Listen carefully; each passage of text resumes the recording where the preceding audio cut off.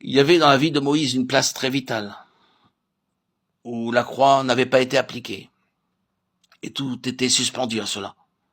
Tout est suspendu à ceci, que là, tout au centre de sa vie, là où la croix devait être enregistrée, il n'y avait pas un tel enregistrement. Je ne peux pas parler plus amplement de ce sujet ou l'expliquer. Voyez, le service et le serviteur de Dieu dont nous parlons maintenant n'est pas juste la question de notre salut. Nous parlons de l'appel de Dieu à son service, à cette grande œuvre à laquelle l'Église est appelée, à laquelle vous et moi sommes appelés. Dans ce type d'œuvre, là où nous sommes concernés, il y a quelque chose qui doit être fait, qui peut être manquant dans un grand nombre de personnes appelées ouvriers chrétiens. Mais dans cette sorte de besogne, Dieu est très pointilleux. Voyez-vous ce que cela signifie du point de vue de Dieu?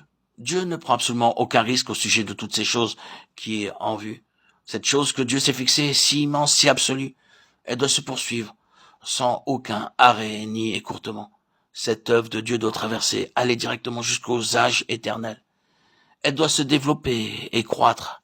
Elle doit être caractérisée par la vie et toujours plus de vie. C'est la chose que Dieu poursuit. Il ne recherche pas uniquement de petits fragments pour le temps actuel. Il a toute la chose en vue et il ne prend aucun risque, absolument aucun risque, là où le grand dessein qui est le sien est concerné. Et un tout petit peu de moi non crucifié dans le serviteur, dans le vase, est une chose risquée pour Dieu, une chose très risquée. Dieu sait combien de choses peuvent être gâchées et retardées si vous et moi et tous ces serviteurs, que ce soit un individu ou un ensemble, sommes des personnes non crucifiées. Je répète, Dieu était en train de prendre absolument aucun risque, bien sûr. Il y a bien plus encore. Dans Genèse 17, nous avons vu comment Dieu a donné le signe de l'alliance à Abraham, le signe de l'alliance de la circoncision, et a fait tout ce qui était nécessaire pour le groupe représentatif à venir au sujet de ce signe de l'alliance. C'était institué, Moïse le savait et l'avait négligé. Dieu a fait connaître sa volonté et c'est institué. Nous devons en prendre connaissance nous-mêmes. Nous sommes tenus pour responsables pour tout ce que Dieu a dit. Et vous le savez, le service est une chose très responsable.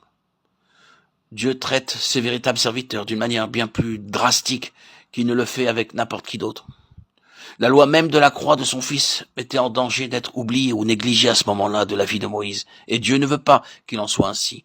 Il voit l'ensemble de la chose d'un seul coup d'œil et ne prendra aucun risque. Oh, quelle immense chose est la croix en relation avec le service de Dieu. Alors, loué soit Dieu, la chose fut mise en règle sur le champ immédiatement, dans le lieu d'hébergement, et Moïse fut libéré. Sa vie fut épargnée. Il continua et accomplit le dessein de sa vie.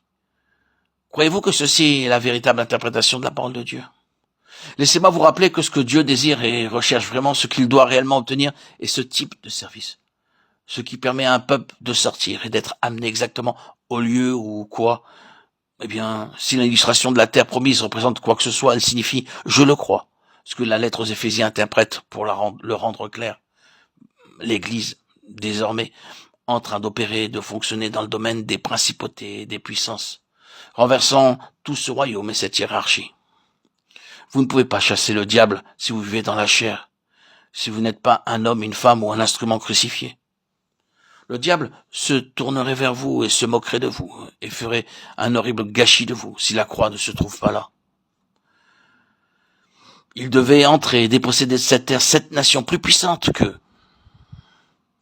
Cela ne correspond-il pas à notre situation? Que sommes-nous face à la hiérarchie de Satan?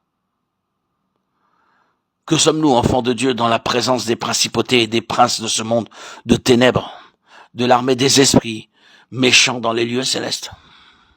Quelle possibilité avons-nous avec des nations plus puissantes que nous? Mais des hommes et des femmes crucifiés peuvent le faire. Une église crucifiée peut le faire. C'est présentement notre vocation, établir un royaume au-dessus de ce royaume-là.